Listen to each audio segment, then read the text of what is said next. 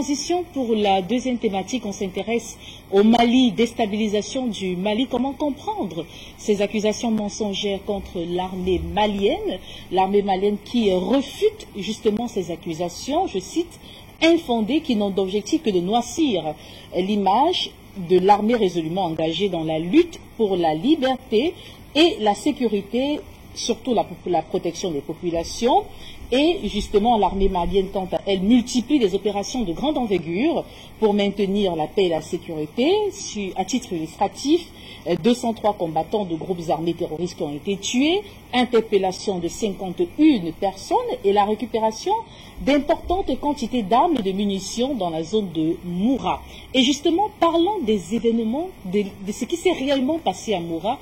Écoutons à présent le chef d'état-major qui apporte des précisions sur les événements qui se sont déroulés à Moura. On se retrouve juste après.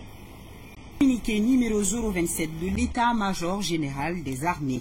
L'EMGA constate que suite à son communiqué numéro 26 du 1er avril 2022 relatif à l'opération menée dans le secteur de Moura, les femmes font l'objet d'allégations infondées d'exactions sur les populations civiles. Les porteurs de ces informations infondées n'ont d'autre objectif que de ternir l'image des femmes résolument engagées dans la lutte pour la liberté, la sécurité et la protection des populations. L'EMGA rassure que les femmes restent des forces professionnelles et l'ont une fois de plus démontré pendant cette opération, à l'instar de celle de la libération des 3 otages chinois en novembre 2021 et bien d'autres. L'EMGA magnifie le professionnalisme des femmes dans le processus de conduite de cette opération à Moura, notamment dans la phase de collecte de renseignements, l'action majeure aéroportée et aéroterrestre, la gestion des imprévus et l'exfiltration des forces. La précision des renseignements collectés par des moyens techniques et électroniques à Moura a été le fondement de la réussite de l'opération. L'action aéroportée et aéroterrestre ayant mobilisé des drones de surveillance, 5 hélicoptères, dont 3 de transport MI-171 et 2 de combat MI-35, 4 groupes d'action de forces spéciales, a été initialement permis de cerner la zone de regroupement des terroristes. Ainsi, ces derniers ont opposé une farouche résistance à l'approche. À l'issue de violents combats qui ont permis de contrôler le secteur sud de la localité suite à une désorganisation des terroristes qui étaient en débandade, puis en étau, les terroristes tentant de fuir la localité sur les plaines ont été interceptés et neutralisés par le MI-35 en couverture. Le contrôle total de la localité a permis de faire le tri, rechercher, identifier des terroristes déguisés et dissimulés parmi les populations civiles. La fouille a abouti à la récupération d'importants matériels militaires et à la destruction des magasins et d'un dépôt de munitions fortement gardé et vraisemblablement piégés. À l'issue de l'opération vivement saluée par les populations opprimées otages des terroristes, les suspects interpellés et les groupes d'action ont été exfiltrés hors de la zone par air. Les suspects terroristes ont été mis à la disposition de la prévôté. Ils répondront de leurs actions devant la justice. L'EMGA tient à féliciter les femmes pour leur bravoure et engagement pour la défense du territoire national, la protection des personnes et leurs biens et la lutte contre le terrorisme. L'EMGA s'incline devant la mémoire de nos vaillants soldats morts au cours des combats et souhaite prompt rétablissement aux blessés. Par la même occasion, l'EMGA rappelle que le respect des droits de l'homme, de même que le droit international humanitaire, reste une priorité dans la conduite de ces opérations, d'où les énormes efforts de sensibilisation et de formation, de même que l'ouverture systématique d'enquêtes à chaque fois que des allégations sont portées contre l'action des femmes. Par ailleurs, l'EMGA invite au respect de la mémoire des vaillants soldats tombés sur le champ d'honneur, de même que toutes les victimes du terrorisme, et rappelle également à la retenue contre les spéculations diffamatoires qui ne servent pas notre armée résolument engagée pour la paix et la inquiétude. Signé le directeur de l'information. Monsieur Diarra, je reviens à vous. Voilà, je viens de lire le communiqué qui nous explique la situation de Moura. Alors, monsieur Diarra, dites-nous, qu'est-ce qui s'est passé exactement? Bonsoir, madame. Donc, je suis ici ce soir au nom de la haute hiérarchie militaire pour clarifier la situation concernant l'intervention militaire des FAMA dans la localité de Moura la semaine dernière. Donc, c'est à la faveur des renseignements très précis et validés que les FAMA ont été amenés à intervenir dans la localité de Moura, où se tenait une grande réunion très importante des leaders de la Katiba de Massina, et avec la finalité de planifier des attaques contre les installations, les FAMA, ainsi que de continuer à mettre la pression sur les populations civiles. C'est dans ce cadre que nous sommes intervenus à Moura. Et donc, à peine que nos forces sont arrivées sur les lieux, parce que c'est une opération aéroportée, dès que les forces sont arrivées, elles ont été prises à partie par les terroristes qui étaient en réunion. Et ça est suivi de combats très violents, au cours desquels nous déplorons aussi des morts et des blessés. Dans nos rangs. Dans nos rangs. Ok. Alors, qui répondez-vous à tous ceux qui accusent les FAMA d'exaction sur les populations, M. Diarra? Donc, moi, je voudrais préciser que les FAMA sont intervenus à Moura, oui, pas pour aller tuer des civils, oui, dont nous avons la charge de protéger. Nous sommes intervenus à Moura dans le cadre de notre mission régalienne de défense de l'intégrité du territoire national, la protection des personnes et les biens.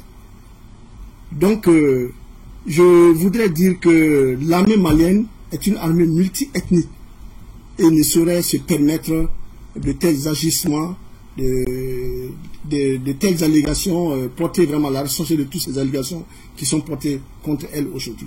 Mais qu'est-ce qui permet à ces gens-là de dire qu'il y a eu exaction? Les gens interprètent. Les gens interprètent. Nous sommes partis sur la base de renseignements très précis. Des renseignements recoupés, précis, et c'est suite à ces informations que nous sommes intervenus. Et le professionnel des FAMA a été remarquable. Depuis la phase de la planification de la conduite de l'opération, la collecte de renseignements, la phase de l'action majeure, là où on a fait les opérations, nous avons engagé des hélicoptères, ils ont débarqué, et tout ce qui était interview, et le tri des personnes suspectes, jusqu'à avoir l'effectif des gens suspects qui ont été exfiltrés. Donc, moi je pense que ça montre le professionnel des FAMA dans la conduite de nos opérations. Tout à fait. Le peuple malien est résolument derrière son armée. Aujourd'hui, M. Diarra, que dites-vous à cette population et à l'ensemble des partenaires du Mali pour les rassurer? Que dites-vous? Moi, je voudrais préciser sur cette antenne que les forces armées maliennes restent des forces professionnelles. Nous l'avons démontré dans le passé, comme je l'ai dit, ça a été rappelé dans le communiqué, oui, la libération des Chinois. Donc, nous allons continuer la conduite de nos opérations dans le respect strict du droit international humanitaire et des droits de l'homme. Moi, je voudrais rassurer les populations maliennes. Les FAMA n'opèrent pas contre les populations civiles. Nous sommes conscients que la réussite de nos opérations dépend du soutien de ces populations. Et tant que les populations sont sécurisées, tant que les populations sont protégées, nous savons que nous sommes en train de mener à bien nos missions. Et les foyers à Moura ce soir, comment ils se portent? Nous, Moura représente aujourd'hui une zone de haute surveillance. Aujourd'hui, voilà, nous continuons à surveiller la zone dans le cadre de la protection des personnes et de leurs biens.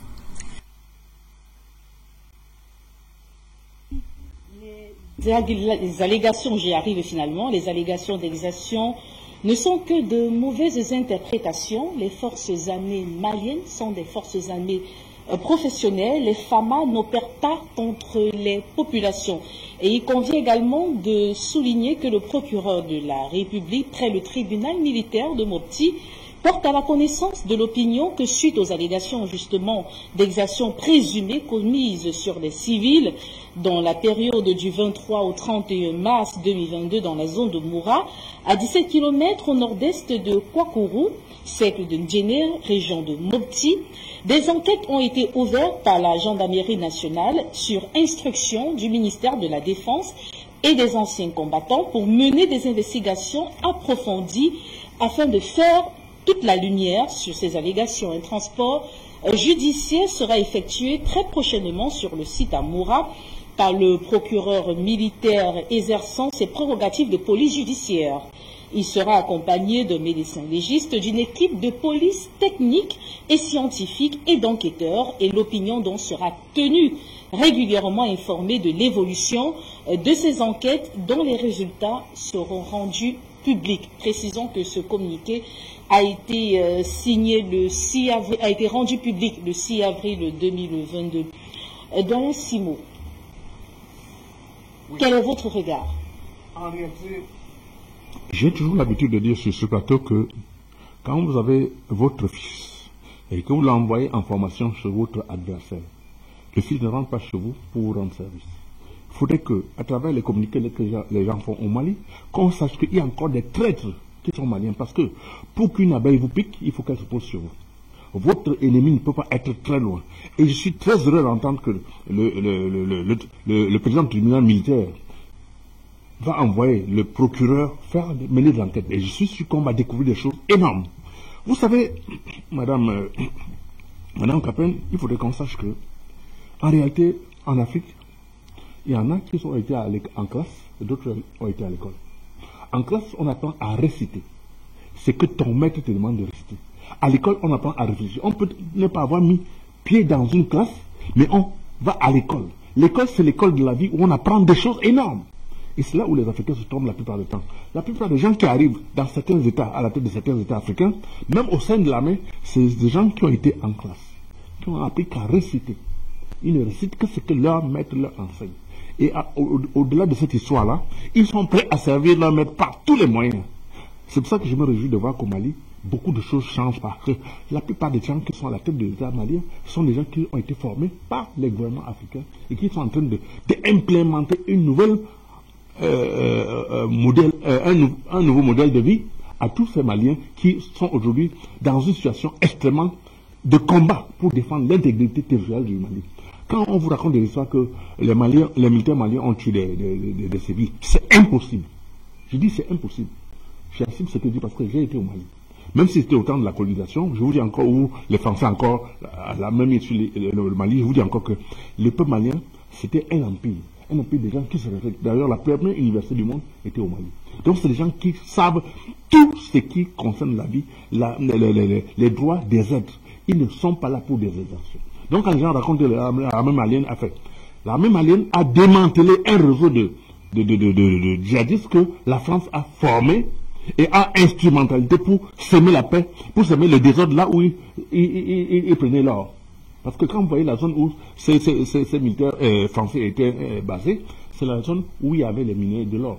Et ils sont installés là-bas. Ils ont tout fait pour empêcher le gouvernement malien de passer là-bas. Quand ils sont partis de là, on a découvert tellement de choses qu'aujourd'hui ils sont en train de fabriquer des histoires, des fausses histoires pour accueillir le gouvernement malien, seulement pour démontrer aux yeux du monde que c'est leur présence au Mali qui faisait en sorte qu'il y ait de la paix. Or, la paix n'a jamais existé au Mali depuis l'arrivée de la France dans ce pays. Donc, je dis encore une fois, je salue ici la bravoure du peuple malien et le génie de l'armée malienne, de l'armée malienne qui a été de l'État malien. Parce que grâce à cette armée malienne, l'Afrique est en train de voir un véritable changement dans la paix et dans la réussite. Parce que vous ne verrez aucun pauvre fuir, quitter sa richesse, aucun riche laisser sa richesse pour aller s'installer dans la maison d'un pauvre. Si vous voyez les gens courir au Mali, ça veut dire qu'ils se rendent compte que c'est le paradis et qu'ils sortent de l'enfer pour aller là-bas. Malheureusement pour eux, quelle que soit l'avancée de la technologie, l'enfer ne sera jamais climatisé. D'accord. On ne va pas entrer dans les détails. Alors, Monsieur André Christelle Fanga, tout a été dit dans cet élément. Les allégations d'exaction ne sont que de mauvaises interprétations faites. Les forces armées maliennes sont des forces armées professionnelles et les FAMA n'opèrent pas contre les populations. Qui a fait le rapport? Les rapports ont été les interprétations ont été faites par des médias. L'information a été relayée par les médias. Si la question était adressée... Je ne vous ai pas posé la question. Je m'interroge. Vous comprenez pourquoi? Pour répondre justement, pour dire que nous venons de débattre justement sur les ONG par rapport à leur rapport à la Fédération de Russie. Vous voyez le comportement des gens. L'armée française ou bien le ministre des Relations des Affaires étrangères, Jean-Yves Le Drian, le truand, bon, ok, d'accord, qui répond, qui fait des déclarations, mais on dit aux gens, voici ce que l'armée malienne est en train de faire au Mali. Faisons un peu un petit bilan. Depuis le départ de Barkhane, vous appelez encore la force Takuba, en fait, depuis qu'on a dit, ok, arrêtez vos opérations. Regardez les exploits de l'armée malienne. Laissons les rapports, les désinformations et tout le reste là. Vous savez, vous connaissez la zone des 3 frontières. Non? La zone des 3 frontières, pendant 8 ans, 10 ans même, disons-le comme ça. Personne ne faisait un tour. Aucune armée n'avait accès à cette zone. Mais, en quelque temps, en peu de temps, l'armée malienne, en 3 jours de combat, a libéré la zone des 3 frontières. Bravo l'armée malienne. Ça, il faut s'en féliciter. Il faut être fier quand quelque chose est bien.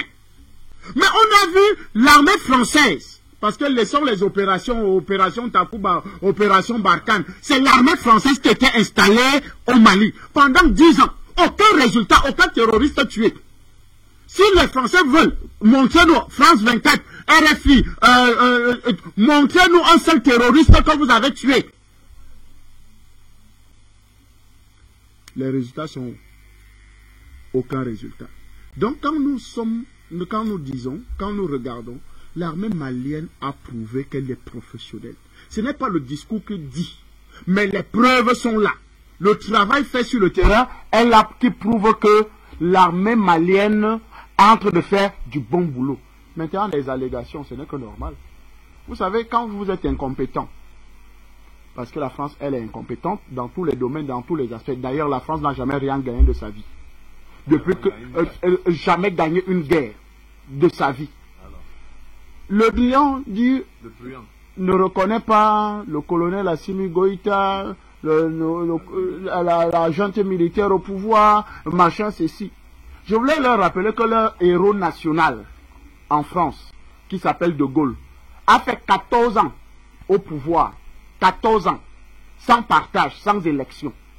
14 ans. Il était un militaire. 14 ans. Et aujourd'hui, on vient nous dire que non, Assimi Goïta, oh, l'agent au pouvoir, machin, il faut la démocratie, il faut les élections. Ok, vous avez vu les assises nationales du peuple, ou bien les marches des Maliens, où on avait 4,5 millions de personnes dans la rue pour féliciter le gouvernement de transition. Même Macron n'a pas été élu à 4 millions de personnes. Une interrogation taraude mon esprit. Vous êtes en train de présenter les prouesses, les actions louables de l'armée malienne, mais on se rend compte qu'il y a de multiples campagnes de sabotage des actions menées par l'armée malienne. C'est pour ça que je suis en train de vous dire que il y a quelqu'un qui ne vit que du mensonge. C'est la France. Vol, viol, mensonge, c'est tout. Ils ne vivent que de ça. Ce n'est que normal parce que quand pour cacher son incompétence, il faut dire aussi que l'autre est incompétent, non? Ou bien l'autre ne sait pas faire le boulot. C'est leur travail. Parce que la vérité, c'est que actuellement la France ne veut pas qu'on félicite l'armée malienne, qu'on félicite les Maliens, qu'on félicite la population malienne de ce travail acharné. Pourquoi? Parce qu'en mon vision, c'est pour ça. Mais Vous n'avez pas compté, il n'y a qu'Afrique Média qui avait montré les images de la marche au Mali.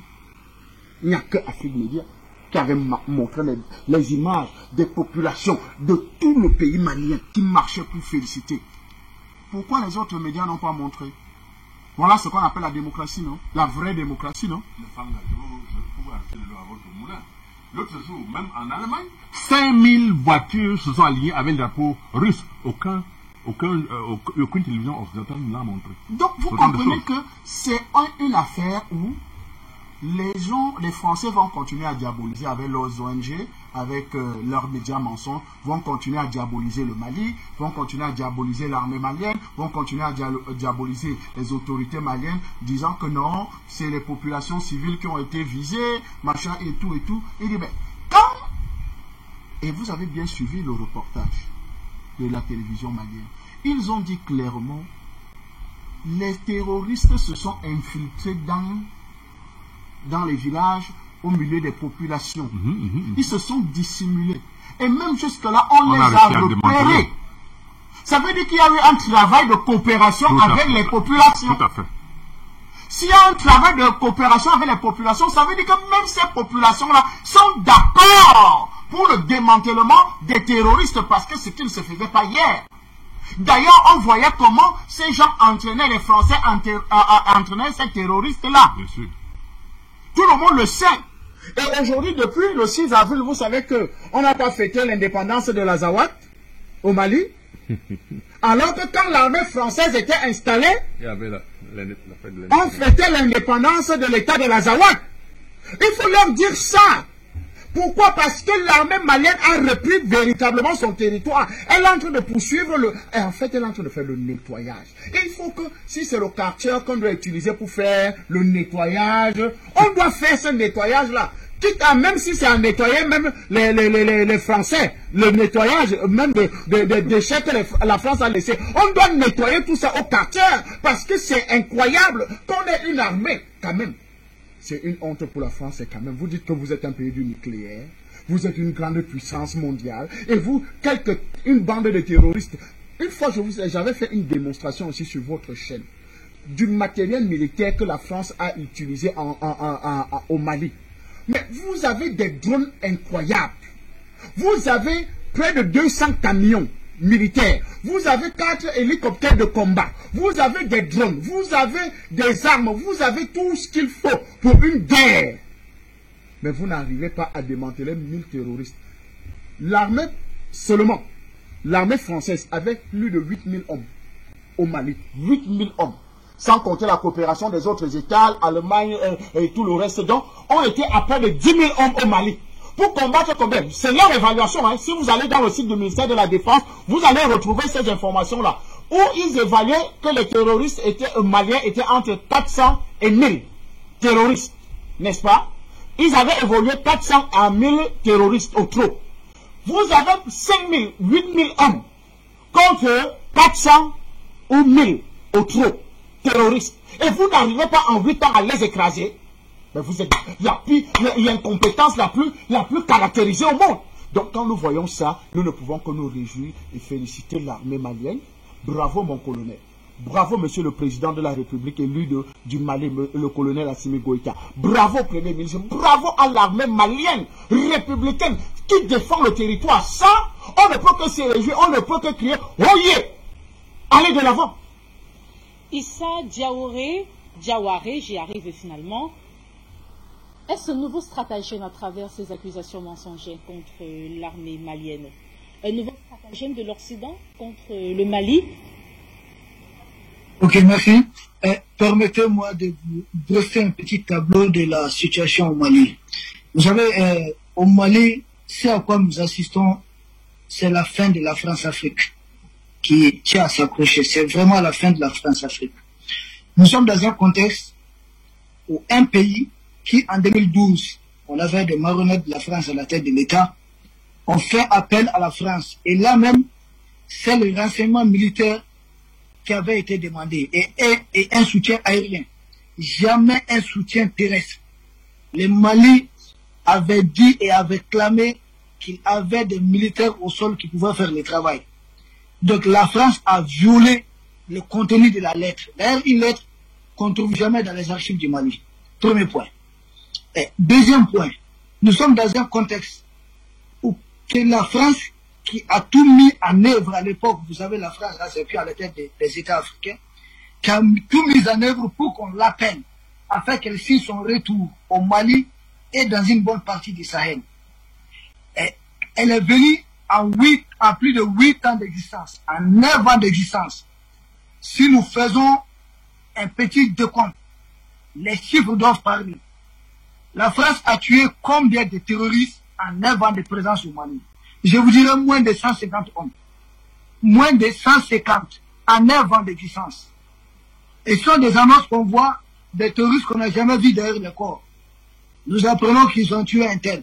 3 mois, 6 mois après, on revoit la même personne.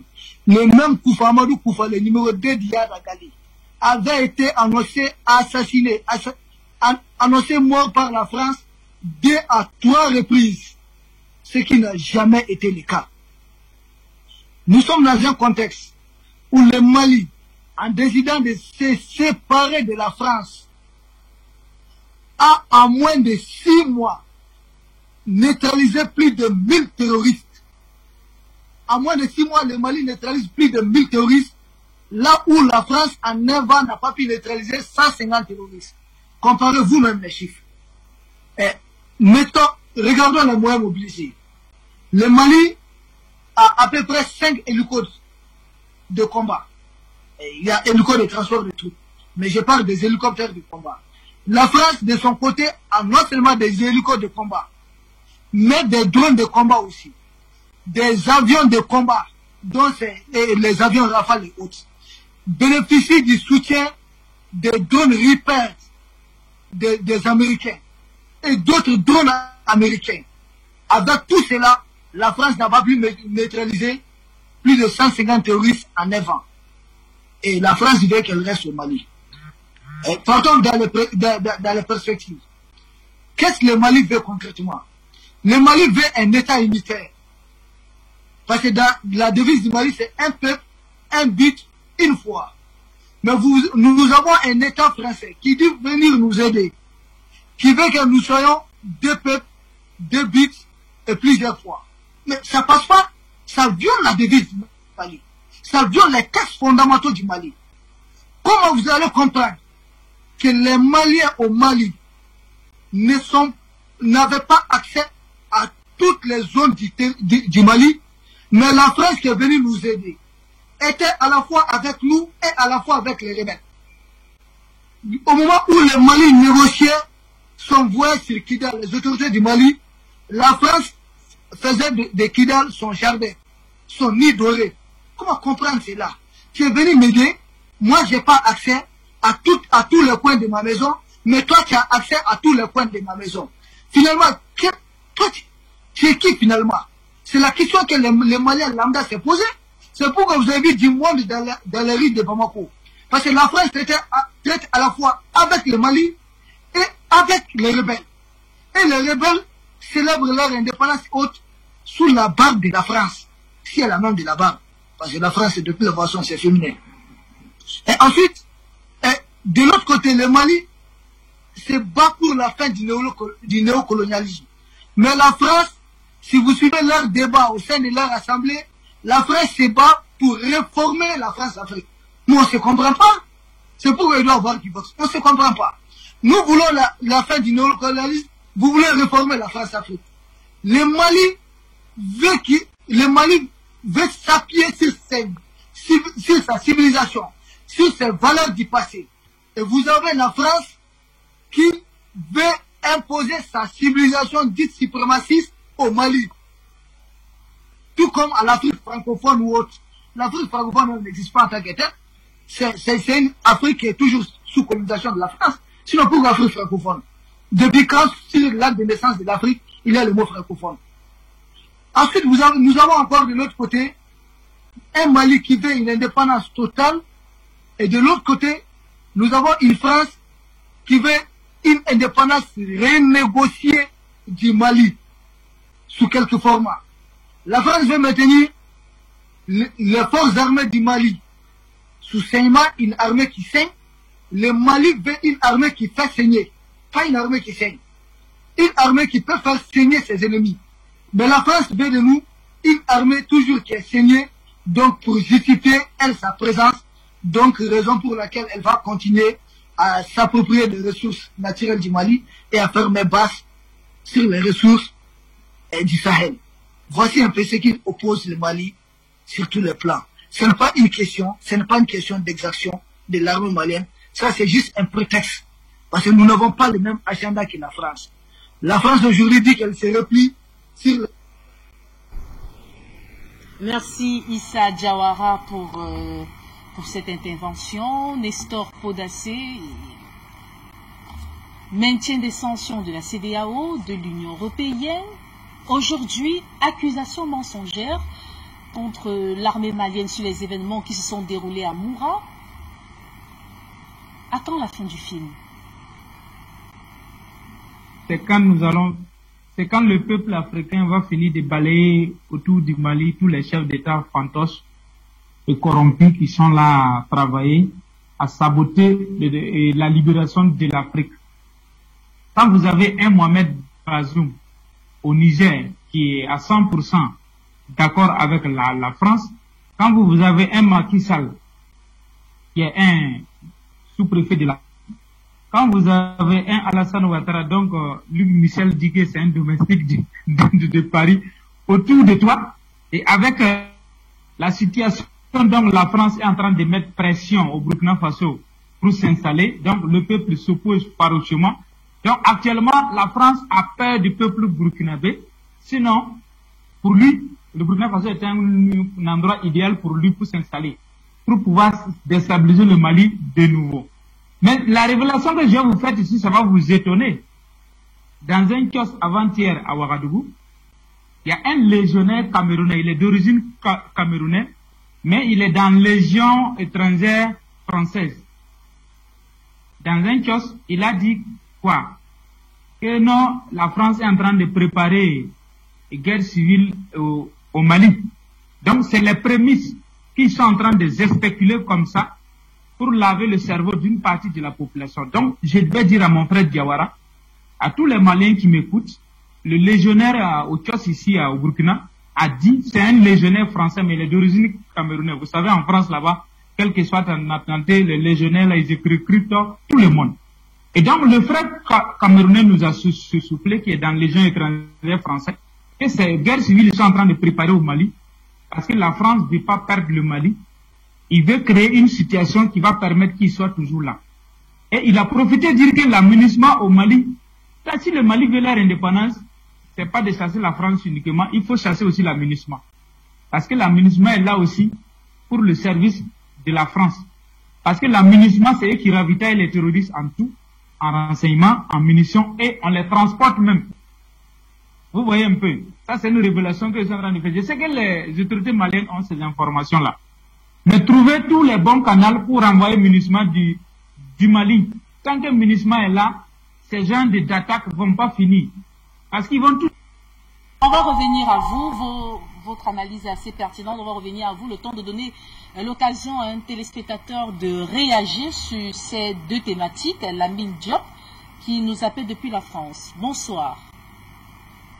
Oui, bonsoir ma sœur. Je viens de vous découvrir. En tout cas, la bienvenue à vous. Justement, c'est Lamine Diop, j'appelle plus jeune avant. Et puis bonsoir à l'ensemble des spectateurs de cette ainsi que votre régie technique. Et bonsoir à l'ensemble des panélistes qui participent à ces deux thématiques. Moi, je vais intervenir sur les deux thématiques assez brèves. Et d'ailleurs, je vais rester à la suite de ce qui a été déjà dit sur le plateau. Disons que l'état-major russe a catégoriquement raison de fermer Human Rights Watch et Amnesty International en Russie. Pourquoi? Parce que ces soi-disant organisations sont purement des leviers de contrôle, tout comme les médias occidentaux et autres qui utilisent l'Occident pour s'asseoir sur les ennemis. La preuve en est que, avec les accusations portées à l'armée malienne par les mêmes annexes de l'Empire d'Occident, ressemblant ainsi exactement à celles portées à l'armée russe dans ce village ukrainien nommé Bucha, d'où les différents chefs d'État, les ministres des Affaires étrangères et les leaders d'opinion de l'Empire ont fait leur déclaration en se basant exclusivement sur des séquences vidéo de moins d'une minute et quelques images. Cela leur a suffi pour faire porter le chapeau à l'armée russe, sans qu'il y ait d'experts sur place pour confirmer de telles informations. Or, je vous rappelle, il y a quelques jours de cela, le monde entier a vu des images authentiques de soldats russes torturés là-bas en Ukraine, poignardés à mort à plusieurs reprises au visage. Et d'ailleurs, le camp ukrainien a reconnu l'authenticité de ces enregistrements. Alors, avez-vous entendu quelque chose du Human Rights Watch, ou son binôme, ou des présidents vassaux de l'Empire, tels que Macron, Boris Johnson, et d'autres personnes à ce sujet? Bien sûr que non. Donc, quand vous arrivez à ce niveau de complicité manifeste, de deux poids, deux mesures, et que la crise en Ukraine a finalement permis de mettre à nu définitivement ces fameuses valeurs occidentales que miroite l'Occident via ces organisations, qui sont bien connues sous les fausses bannières suivant le respect de la dignité humaine, la liberté, la démocratie, l'égalité, l'état de droit, le respect des droits de l'homme, y compris les droits des personnes appartenant à des minorités, eh bien, vous allez regarder la motivation et l'œuvre de ces organisations sans lunettes roses, mais aussi sans lunettes noires, et en déduire qu'elles usent de prétextes de droits l'hommiste, mais en réalité, ce sont des simples leviers de contrôle des Occidentaux. Et je finis par là, et désormais le reste du monde et le Mali ont compris que le fond de l'affaire, c'est-à-dire en clair, c'est une histoire de position hégémonique, et surtout pas une histoire de soi-disant valeurs morales ou vertueuses. Et d'ailleurs, dans ce cas, dans le cas malien, je pense que le fait que ces déclarations soient venues quelques mois après que les Français ont plié bagage au Mali ne laisse aucun doute sur ce qui est derrière cette histoire. Qui est derrière cette histoire? Après, le Mali doit se concentrer sur sa mission et aussi renforcer encore son partenariat militaro-diplomatique avec ses grands frères qui est l'état-major russe et lui emboîter le pas en fermant ainsi ces organisations démoniaques au Mali. Elles ne peuvent, pour moi, ces organisations au Mali ne peuvent apporter que du Mali dans leur travail, que quelque chose qui est sanglant. Donc, vive Afrique Média, et pour demain, je dis les Français et les enfants comme moi, nés en France, issus de l'Afrique, d'origine africaine, de voter blanc. C'est la meilleure solution pour montrer à ces gens qu'on a compris leur business plan. Merci, à bientôt. Avant de partir, si vous êtes encore là, votre vote ce soir. Alors, Lamine Diop est déjà parti, notre intervenant au bout du fil. Bonsoir et bienvenue. Votre vote. Bonsoir, madame, et bonsoir à Afrique Média. J'appelle depuis la France, sénégalo-malien. D'abord, je tenais à remercier tout le travail que vous faites, le travail de la vraie information, et qu'en Afrique, il nous faudrait Afrique Média dans tous les pays. D'abord, ça c'est la première, c'est mon premier vœu, c'est ce que je voudrais. Et je voudrais apporter une petite rectification sur les propos du monsieur qui est à côté de vous, qui est en veste grise ou blanche. De dire la région de Tessit, les 3 frontières, a été libérée en 3 heures de combat, et non pas 3 jours. 3 heures de combat. La région qui avait été occupée par l'armée française qui disait que pour la libérer, il fallait toute une force internationale pour la libérer, car elle seule, elle ne pourrait pas. L'armée malienne l'a libérée en 3 heures de combat. Et je voudrais aussi apporter un petit rectificatif. La France n'était pas là-bas pour libérer le Mali, elle était là-bas pour extraire l'or. Entre autres, l'or était la première ressource minière qu'il exportait là-bas, bien qu'il y a d'autres ressources qu'il exportait, mais nous savons qu'ils ont eu à exploiter plusieurs tonnes d'or qu'ils ont expédiées en France. Comment pouvez-vous comprendre la France, qui n'a aucune ressource minière, aucun or sur son sous-sol, détient la 4e réserve mondiale de plus de 2500 tonnes d'or qu'elle a ici dans son trésor, ici en France. Alors que le Mali, qui est, entre guillemets, 3e exportateur d'or, je dirais même le premier, parce que on dit au Mali qu'ils ont chaque année 75 à 80 tonnes d'or. Mais le Mali n'a pas 1 gramme d'or de réserve. Un gramme d'or de réserve, le Mali ne l'a pas. Alors, les chiffres qui avaient été avancés par le gouvernement fantoche, comme l'a dit Podacé, les gouvernements qui étaient là, qui travaillaient pour la France, qui disaient que le Mali exportait, avait 80 à 75 tonnes par an. Aujourd'hui, je peux vous dire que la production est en hausse. Je ne peux pas vous dire réellement combien c'est, mais c'est plus de 80 tonnes d'or. Il y en a même qui parlent même de 1200 tonnes d'or. Alors, donc, voyez-vous, la France n'est pas allée au Mali pour libérer ces djihadistes qu'elle a formés, équipés, armés. Ils avaient occupé des bases, la France avait occupé des bases pour extraire l'or et le faire partir par des avions qui entraient et qui ressortaient n'importe comment au Mali. À l'époque, le Mali n'avait pas un système de surveillance. Et aujourd'hui, le Mali a un système de surveillance qui voit tout. Toutes les opérations militaires que les femmes font dans diverses régions du Mali sont filmées. Donc, ils ont la preuve irréfutable de tout ce qu'ils font comme opération militaire. Je vais même dire plus. Le Mali a même, grâce à sa coopération avec l'Union, avec les Soviétiques, ils ont tous les films de tout ce que la France a fait là-bas comme merde depuis 2012. Comment la France arme ces djihadistes, comment il les forme, comment il les équipe, comment il les entraîne, il fait venir les armements, l'aménagement fait partie de ceux qui sont indexés, et des ONG qui sont présentes au Mali sont dans le coup. Effectivement, ces ONG comme Human Rights Watch ou bien Amnesty International ou Médecins sans frontières, tout ce gros monde-là, tous ces ONG-là occidentales qui travaillent pour l'Occident, sont tous là à la merci, qui travaillent pour l'Occident et appauvrissent les peuples comme l'Afrique, comme la Libye, comme la Centrafrique, comme la Syrie. Bref, partout où ils vont, c'est leur instrument. C'est leur instrument, ils font ça ils préparent le terrain pour diaboliser l'opinion internationale, diaboliser le pays qui doit être attaqué. Et effectivement, Assimi, c'est très bien. Ils sont capables de faire une guerre civile. Là, on le sait, tous les Maliens le savent. Nous sommes préparés à tout ça. Et ne vous inquiétez pas, la région de Kidal est la prochaine étape. D'ici 2 mois, vous allez voir, vous verrez de vous-même. Ils iront à Kidal, ils vont soit demander à ceux qui déposent les armes, s'ils ne déposent pas les armes, ils seront massacrés. Voilà. Bonsoir et merci encore à tous les gars.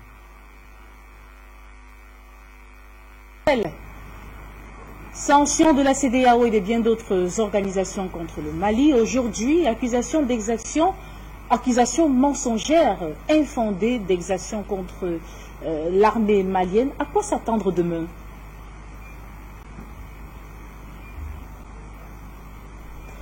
Luc Michel, à quoi s'attendre demain? Aujourd'hui, accusation d'exaction contre l'armée malienne. À quoi s'attendre finalement?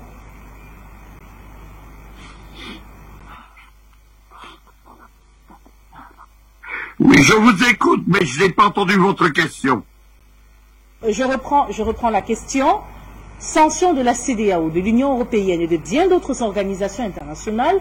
Aujourd'hui, accusation d'exaction contre l'armée malienne, des accusations infondées, l'a précisé l'armée malienne. À quoi s'attendre demain? Un nouveau scénario d'accusation, d'instrumentalisation des médias mensonges? La question vous est posée, Luc Michel. Écoutez, c'est le même dossier qu'avec l'Ukraine ou avec la Syrie il y a quelques années. Dimanche, il y a un communiqué du gouvernement de l'État américain qui attaquait l'armée malienne. Le même jour, on attaquait les Russes en Ukraine.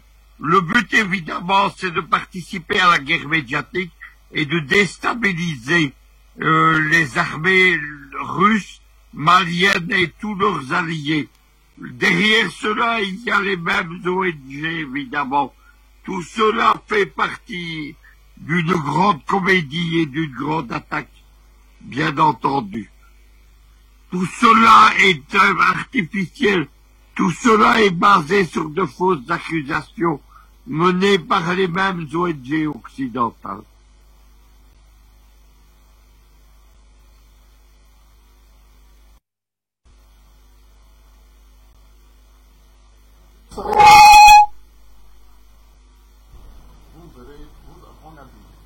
On a entendu parler des drones, de tous les équipements que la France avait au Mali pour pouvoir, paraît-il, chasser les djihadistes et les terroristes.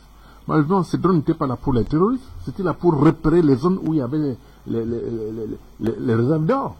Puisqu'ils ont passé tout le temps qu'à voler, à piller et à tuer des citoyens qui ne cherchaient qu'à défendre leurs intérêts. Donc, quand on parle de la fin, c'est déjà la fin.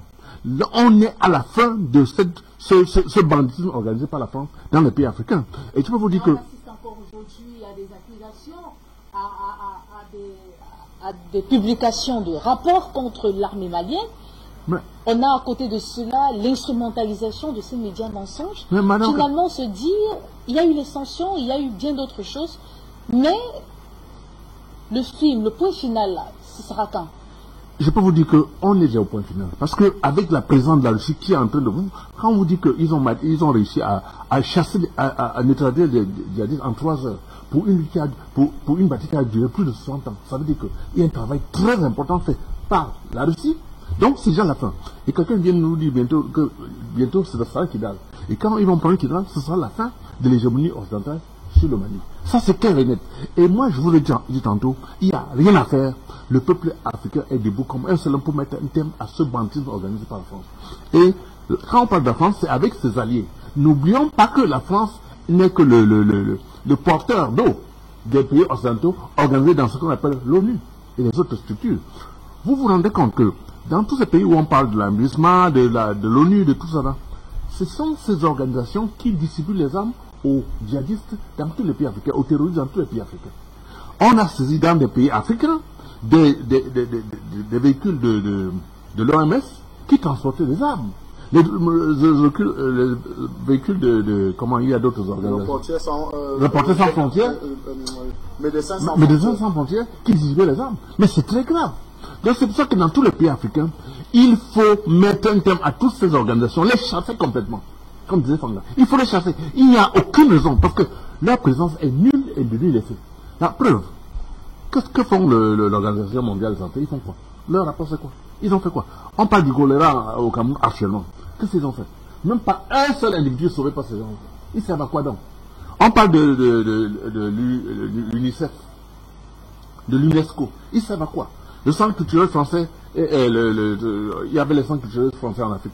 Ils savent pas ce centre culturel. On est là pour développer la culture des autres en Afrique. C'est autant de choses où il faut mettre un terme. Et ces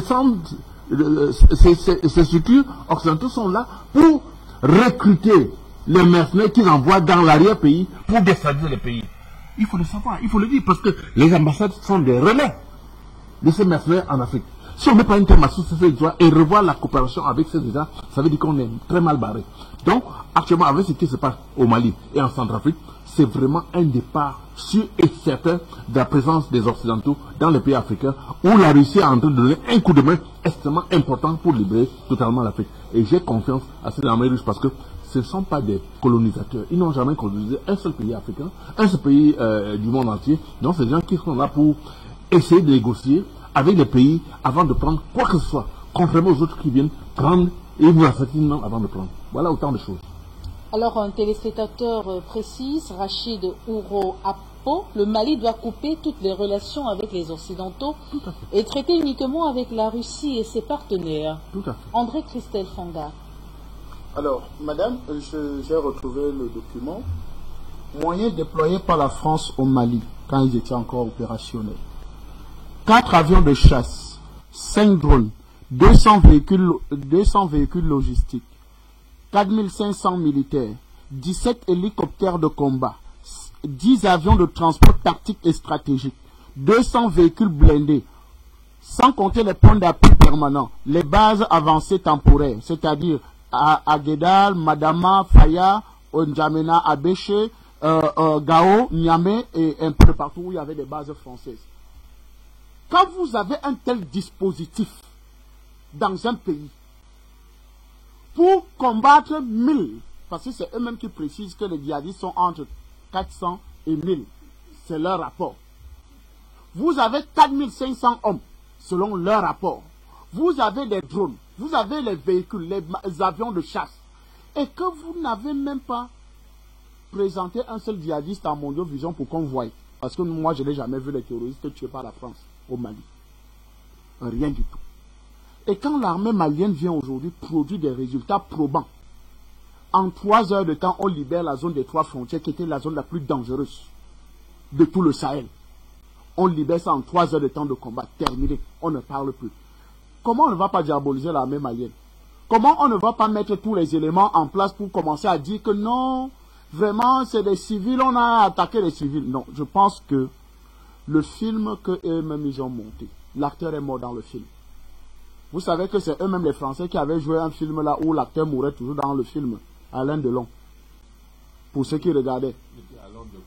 Donc, il mourait toujours dans ces films. Donc, nous comprenons aujourd'hui que l'acteur, celui qui a monté le scénario du terrorisme, lui-même qui est le vrai terroriste, est en train de mourir dans son propre film.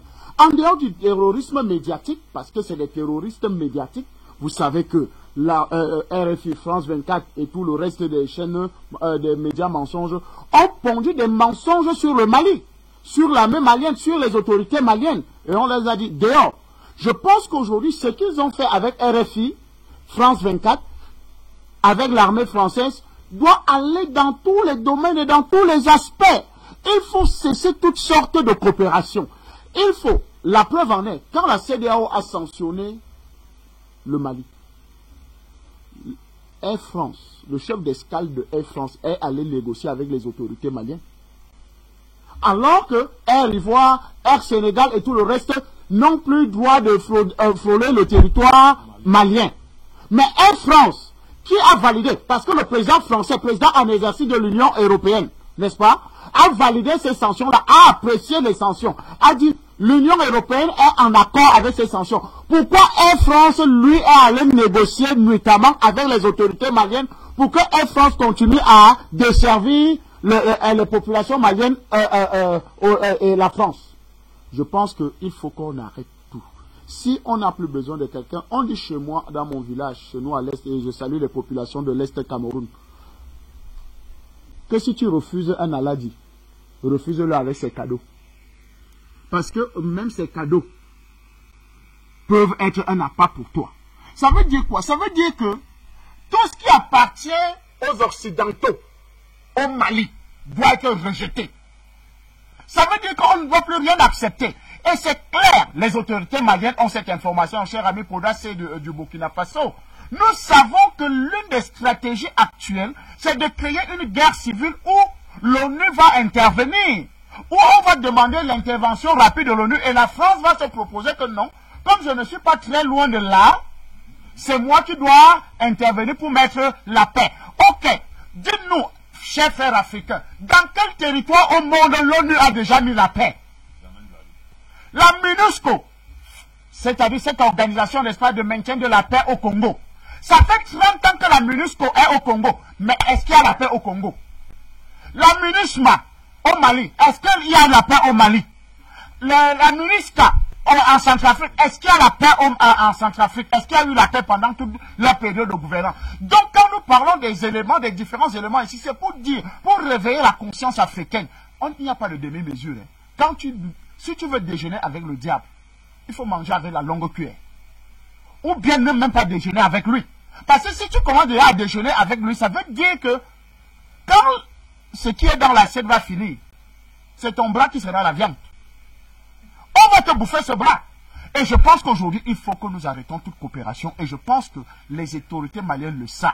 Il faut arrêter toute coopération avec les pays étrangers. C'est-à-dire surtout des pays qui nous ont bien apporté. C'est-à-dire qui nous ont pas apporté l'indépendance économique, l'indépendance militaire, l'indépendance... Quels sont ces États-là où la France, on doit dépendre de la France à tous les niveaux, alors que la France est incompétente, alors que la France ne vaut absolument rien. Mais vous savez qu'il y a un petit là qui a sauvé un petit Français, non? Mamadou Gassama. Et un enfant, un petit Français qui voulait tomber de l'étage. Il a fallu encore un Africain pour aller sauver un petit blanc là-bas chez eux, dans leur propre territoire. Vous avez vu, la France, pour qu'elle puisse remporter une Coupe du Monde, il a fallu qu'elle ait au moins 10 noirs dans son équipe nationale titulaire. Pour que la France ait un Roland Garros, il a fallu un Camerounais appelé Yannick Noah. Bon, gagner encore le Roland Garros, on voit. Parce que quand on parle parle de la France, on pense que non, on déteste trop la France, on parle des choses. On parle d'un pays incompétent. Pour que la France puisse se débarrasser de l'Allemagne, il a fallu que le général de Gaulle qui venait se suicider au Cameroun. Parce qu'il quittait le Nigeria pour venir se suicider au Cameroun. C'est les chefs Sawa qui l'ont accueilli, qui l'ont habillé, qui lui ont donné tout le matériel, qui lui ont donné les hommes et tous les pouvoirs. Et il a ramassé les soldats tout au long de la Fort-Lamy et tout le reste là jusqu'à entrer en France pour aller libérer la France. Et qu'est-ce qu'il a fallu comme cadeau de la France à ces tirailleurs, comme on nous a tous appelés, nos aïeux, les tirailleurs. On les a amenés à Tcharoy. Et c'est à Tcharoy qu'on les a éliminés, qu'on les a tous tués, soi-disant prétextant qu'il y a eu une insurrection. Donc, comme ils ont provoqué, ils ont dit à Tcharoy qu'il y avait insurrection de ces anciens combattants de l'armée française, alors c'est la même chose qu'ils veulent faire au Mali. Créer une insurrection, soi-disant une insurrection farfelue, que non. C'est pour ça que le Drian le fait. L'interview qu'il accorde, cette déclaration, il ne le fait pas au hasard. Hein. Les ONG vont prendre, hein, les médias amplificateurs mensongers vont davantage amplifier, dire que non, le Mali tue déjà, l'armée malienne tue déjà les civils, oh machin, vraiment, heureusement que l'armée malienne a pris les devants. Vous avez lu le communiqué de l'armée. Vous avez lu ce que le procureur du tribunal militaire a dit. Une enquête sera menée jusqu'au bout. Et je pense qu'aujourd'hui, quand même, on ne fait pas d'omelette sans casser les œufs.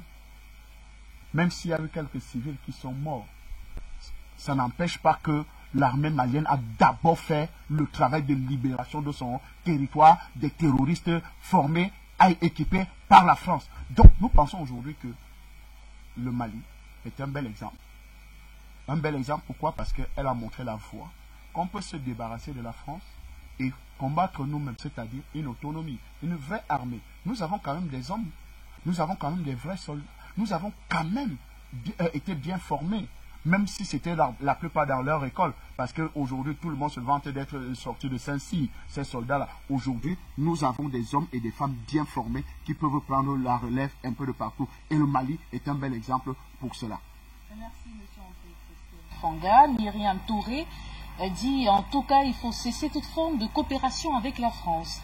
Un pays prétendument ami ex-colonisateur, qui le traduit au Conseil de sécurité. On a Willy Aboko qui dit « La France n'est pas en Afrique pour nous sauver ni nous débarrasser des terroristes, plutôt pour les ressources du sous-sol, mais l'Africain veille maintenant. Vive le Mali, vive la RCA. » Issa Diawari, très rapidement, votre appréciation de la situation aujourd'hui, on parle d'accusations mensongères, d'exactions contre le Mali. Que faut-il faire véritablement pour mettre un terme à tous ces actions, à tous ces pièges de l'Occident? C'est de prendre Kidal. La meilleure des réponses à la France, c'est de prendre Kidal, de prendre toutes les bases que la France contrôle au Mali.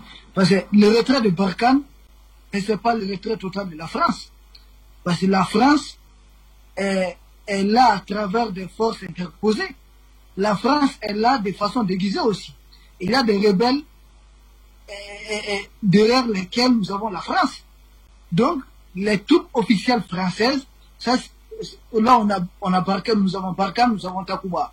Mais nous avons des troupes officieuses de la France qui sont ici, que nous allons faire partie. Et nous rassurons tout le monde que le départ de l'aménagement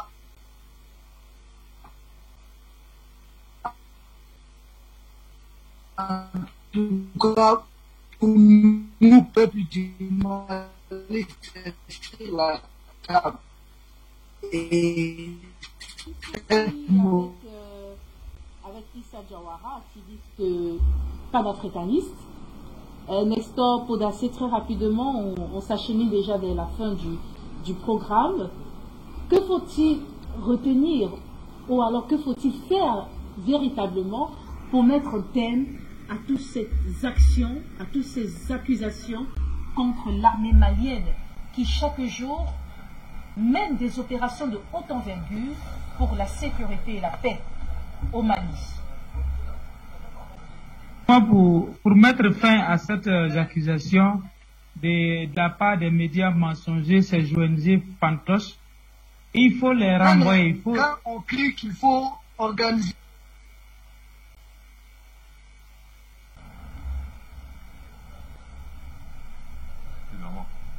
Alors, on va poursuivre avec Nestor Podacé le temps qu'il termine son analyse et revenir avec Issa Diawara. Nestor Podacé, on se posait bien et bien la question, que faut-il faire finalement pour mettre un terme à toutes ces actions, à tous ces pièges contre l'armée malienne qui se bat, qui mène des opérations de haute envergure pour maintenir la paix et la sécurité au Mali? Pour moi, il faut faire à la Poutine. Et faire à la Poutine, c'est quoi? Vous savez, en Russie, il y a des lois qui interdisent qu'on vienne financer des ONG directement sans passer par l'État. En Russie, c'est interdit.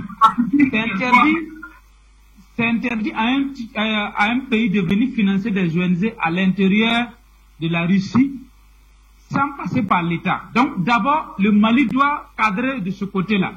Il faut interdire à ces ONG fantoches qu'ils reçoivent des financements sans passer par l'État.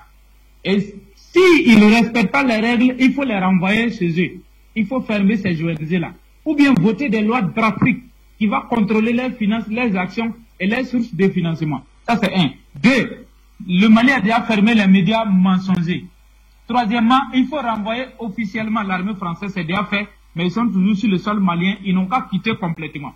Deux, trois, l'aménagement doit quitter. Quatrièmement, l'armée malienne doit retrouver l'intégrité du territoire du Mali. Tant qu'une portion du Mali, telle que la région de Kidal, va toujours être dans la main des rebelles, les terroristes vont toujours se préparer dans cette zone-là pour venir attaquer le centre ou le sud. Donc pour moi, il faut libérer totalement le Mali, occuper militairement tous les territoires, restaurer l'intégrité territoriale du Mali, fermer ces ONG fantos, fermer les médias fantos, renvoyer l'amunissement et que toute source de belligérance cesse au Mali. Pas de rébellion encore, dit Sema et Azawa. Il faut que tout cela finisse. Quand tout ça va finir, la solution est là, le Mali sera en paix. Maintenant, les pays voisins doivent aussi se stabiliser, tels que le Niger et le Burkina Faso. Parce que si c'est deux pays où la France a déjà créé le terrorisme, si l'armée française se replie, soit au Niger ou au Burkina, c'est pas bon pour le Mali. Parce qu'ils vont toujours rester dans ces pays voisins-là, et puis faire des incursions, et puis se replier. Déjà, le Niger, c'est un terrain acquis pour eux, donc ils vont toujours rester là-bas pour venir attaquer le Burkina et le Mali. Donc il est temps vraiment que, à l'intérieur du Mali, on nettoie tous ces bandes de bandits, de voyous, et deuxièmement aussi, les pays voisins soient sincères avec le Mali. Si les pays voisins ne sont pas sincères, ils vont toujours rester dans les pays voisins et puis faire des incursions à l'intérieur du Mali. Ça, c'est pas intéressant. Voici ce que moi je propose. Merci. Merci pour votre participation. Merci d'avoir répondu présent à cet appel du mérite panafricain de Première Dame. Issa Diawara, vous avez la parole.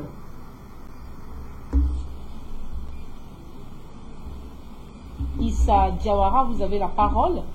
Votre mot de fin, nous nous approchons déjà vers la fin de ce programme. Ok, merci. Nous avons été coupés. Je disais que le Mali a appris de ce qui s'est passé en 2013. En 2013, nous sommes allés à l'élection présidentielle avec la pression de cette soi-disant communauté internationale sans avoir la même mise sur la région de Kidal. Et c'est de là-bas que la France s'est organisée, formé les terroristes pour propager du terrorisme dans le reste du Mali. Nous n'irons pas à l'élection sans un seul village du Mali, sans un seul hameau de culture du Mali. Si la France se précipite pour aller à l'élection avec la CEDEAO, qu'elle ordonne tout simplement aux terroristes de se retirer de toutes les localités du Mali. Si cela est le cas, nous vous disons que dans quelques mois, vous aurez une élection tout de suite au Mali. Mais nous n'irons pas à l'élection présidentielle sans la voix des Maliens, en tout cas, de façon, dire qu'un Malien sera abandonné, ça ne sera pas fait. Et ensuite, leur fantasme sur la Russie et autres là. La Russie peut être le diable pour les Occidentaux, peut-être là-bas. Mais pour nous là, la Russie là, c'est l'ange qui libère. Pour nous, la Russie là, c'est l'ange libérateur. Donc à chacun son âge, chaque peuple a son âge. Pour nous, c'est la France qui est le démon. C'est la France qui est le Satan, le diable, que nous allons mettre dehors. Et ces sanctions,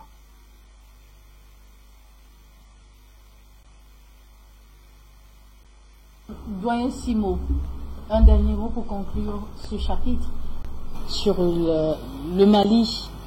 On peut parler de conclure le chapitre et pourtant demain quelque chose peut surgir. Que faut-il véritablement retenir de ces situations? En réalité, avec le travail fait par la Russie dans ces deux pays africains, c'est-à-dire la République centrafricaine et le Mali, j'ai confiance que totalement les choses vont se mettre en place. Et je voulais dire, quand on parle d'élection, je ne sais pas ce que c'est qu'une élection. Parce qu'en réalité, le peuple malien a déjà élu son chef d'État. On n'a plus à recommencer. Parce que si, Madame Capel, si les élections étaient une bonne chose, on l'aurait interdit dans tous les pays africains. Si on laisse les élections, c'est parce que ça sert les intérêts des Occidentaux, pas les intérêts des Africains. Donc, il n'y a aucune élection qui devrait se passer. Et au Mali et en Centrafrique, pour moi, il n'est pas question. Il faut que les gens que le peuple malien et le peuple centrafricain ont mis en place, qui continuent à mettre de la paix dans le pays, à faire en sorte que le peuple se développe tranquillement, sans apport de l'Occident. Et chasser tous ces pays occidentaux dans ces pays, même dans tous les pays africains, et mettre en place une véritable monnaie africaine qui va permettre à l'Afrique de se développer. Voilà à peu près ce que je peux dire en termes de conclusion, Madame Capel. André Christophe Fanga. Alors, je voudrais dire une chose. Il y a quelqu'un qui a pris un bel exemple tout à l'heure. À chaque fois qu'un État était sur embargo ou bien sur sanction internationale, cet État s'est renfermé sur lui-même et s'est développé. Est devenu puissant, est devenu incontournable. On a pris l'exemple de Cuba. Cuba était sous sanction américaine et tout le reste. Cuba est devenu aujourd'hui une référence en matière de médecine. Et Cuba, lors de la période de leur fausse maladie qu'ils ont inventée, la Covid, les médecins cubains ont fait le tour de l'Europe pour aider. Ils sont allés en Italie, un peu de partout, pour essayer d'aider les... Vous voyez, un pays qui était sur embargo. Il y a plusieurs États comme ça qui ont été sur embargo, qui se sont en sortis. Donc, aujourd'hui, le Mali peut s'en sortir. Et la preuve en est l'exploit de l'armée malienne par rapport aux différents résultats qu'ils ont obtenus en moins de temps, ces derniers temps.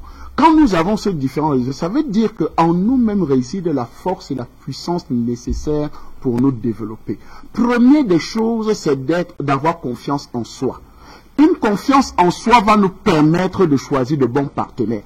Parce que si un seul instant, l'État malien ne fait pas confiance à ses hommes, alors nous aurons déjà perdu cette bataille. Donc, aujourd'hui, nous demandons à l'État malien de faire confiance à ses hommes, aux Maliens de faire confiance à leurs dirigeants, de se mettre en unité, de ne pas céder un seul iota à la déstabilisation, parce que c'est le prochain plan. Le next plan, c'est la déstabilisation, c'est-à-dire créer les émeutes sociaux.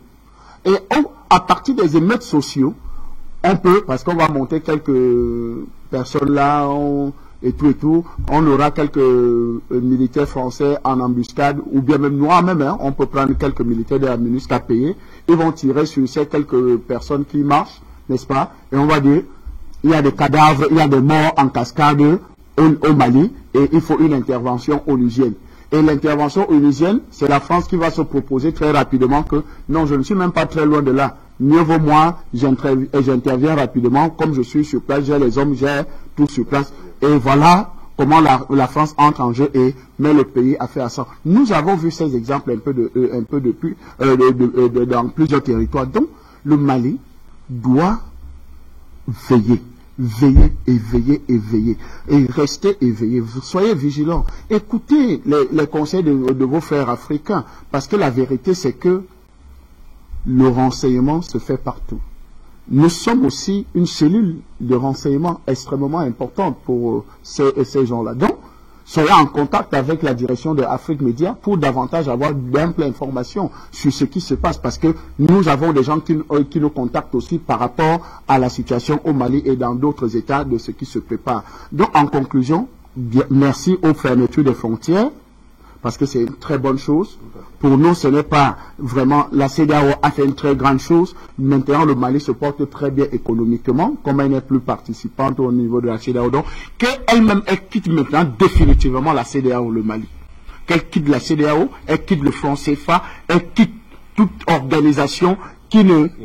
sous-régionale, internationale, qui n'apporte pas de résultats concrets dans son territoire. Et je pense que le Mali se portera mieux.